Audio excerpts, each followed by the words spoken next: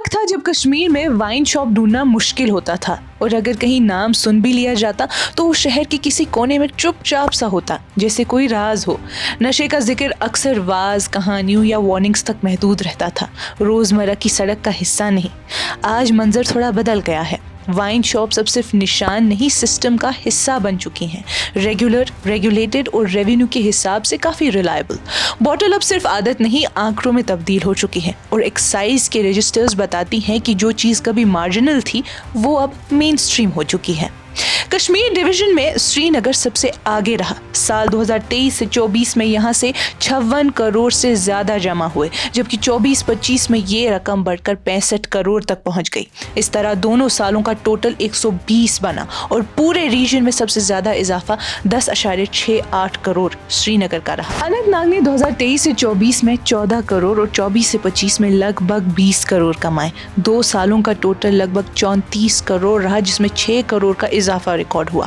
کپوارہ نے 2023 سے 24 میں 4 کروڑ، دوسرے سال میں 4.43 کروڑ جنریٹ کیے. ٹوٹل 8.59 کروڑ بنا.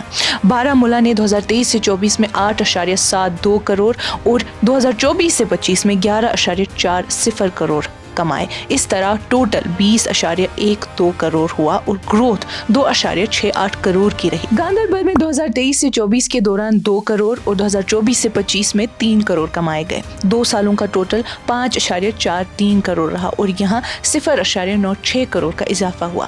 ناظرین، یہ نمبرز یہ بتاتے ہیں کہ لگ بھگ ہر ڈسٹرکٹ میں ریونیو گروتھ ہوئی، جو اس بات کا اشارہ ہے کہ سیلز بڑھی ہیں. ساتھ ہی ایکسائز ڈپارٹمنٹ کی مانیٹرنگ اور کمپلائنس بھی زیادہ بہتر ہوئی ہے.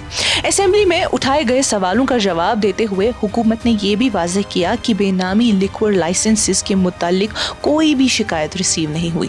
حکومت کا کہنا ہے کہ تمام لائسنسز صرف جموں اور کشمیر کے ڈومسائلز کو ہی دیے جاتے ہیں. ایکسائز ایکٹ 1958 اور وقت فوقت نوٹیفائی کی گئی ایکسائز پالیسیز کے مطابق. ریونیو بڑھنے کے باوجود انتظامیہ نے یہ بھی صاف کر دیا کہ نئے لیکوئر آؤٹ لیٹس کھولنے کا کوئی پلان نہیں. مطلب فوکس شاپس کی تعداد بڑھانے پر نہیں بلکہ موجودہ دکانوں سے کلیکشنز کو اور مضبوط بنانے پر ہے. ناظرین، اب جب ایکسائز کا گراف اوپر جاتا ہے تو سوال صرف پیسوں کا نہیں رہتا. ہیلتھ کے گرافس بھی کہیں نہ کہیں حرکت میں آتے ہیں. لیور کلینکس، کاؤنسلنگ رومز اور گھروں کے خاموش ٹینشنز میں.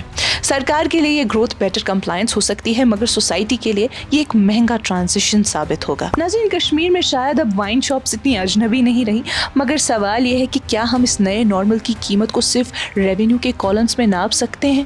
کیونکہ جب یہ بوتلیں عام ہو جائیں تو اثر بھی عام نہیں رہتا. آج کی اس کشمیر رپورٹ میں اتنا ہی. باقی مزید معلومات کے لیے بنے رہیے کشمیر لائیو کے ساتھ. خیبر سیمنٹ، دل سے بناؤ.